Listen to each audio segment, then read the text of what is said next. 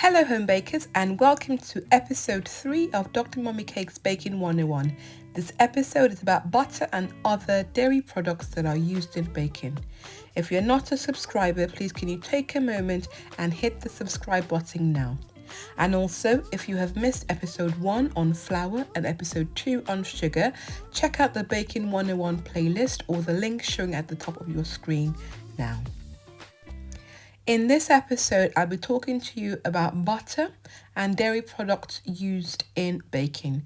So I've had a look in my kitchen cupboard and in my fridge, and these are the various butter and dairy products that I have in my kitchen. I'll be covering these ingredients as well as a wide range of different types of butter, dairy product, milk that you might find in your recipe. So at the end of the tutorial, you have a better understanding of how these ingredients work to make your cakes yummy. Let's kick off talking about butter and looking at the difference between salted and unsalted butter.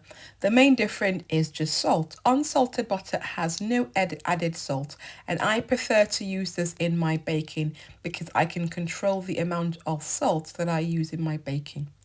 You can use salted butter in any recipe that calls for butter, but you'll need to adjust if there's additional salt in your recipe. So that's basically the difference. And salted and unsalted butter are the commonest types of butter that you'll see in baking recipe.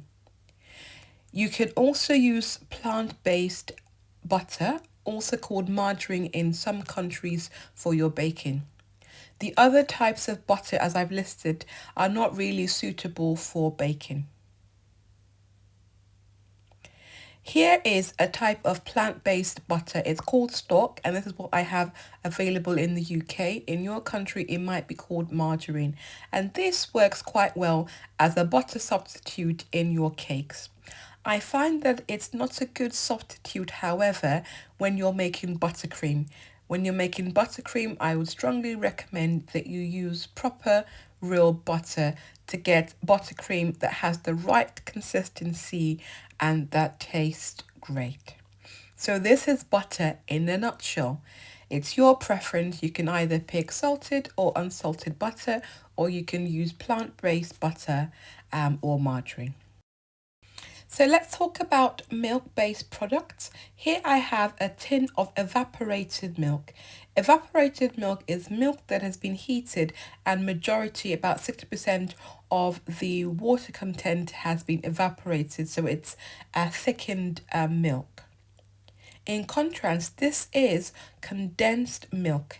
You can see the name says sweetened condensed milk, and that's how you tell the difference. Condensed milk has high sugar content. It is milk that has been condensed down, but it's also sweetened. So that's the difference between your condensed milk and your evaporated milk.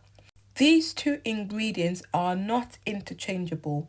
Condensed milk has a high sugar content, so you cannot use this instead of evaporated milk and vice versa. So it's important to know the difference between these two ingredients.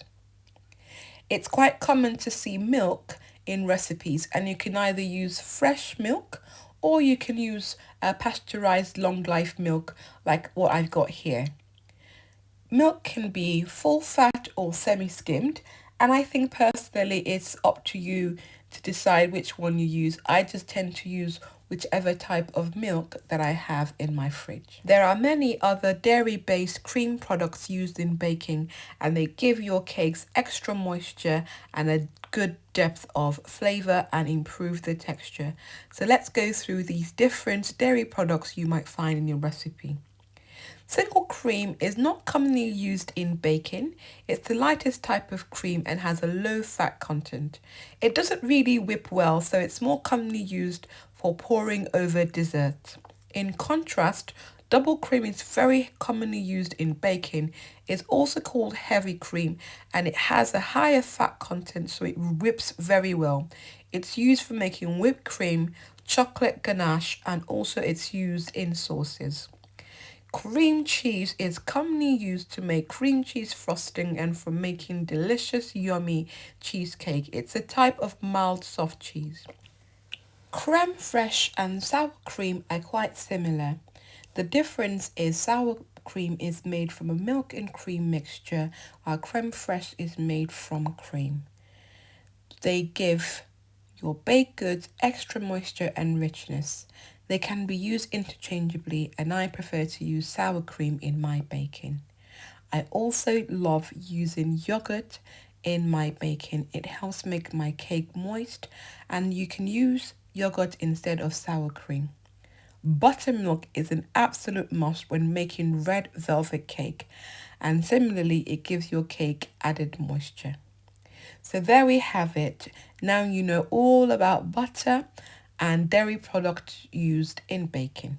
If you haven't subscribed, hit the subscribe button now, and I'll see you next week for episode 4 of the Baking 101 series. Goodbye.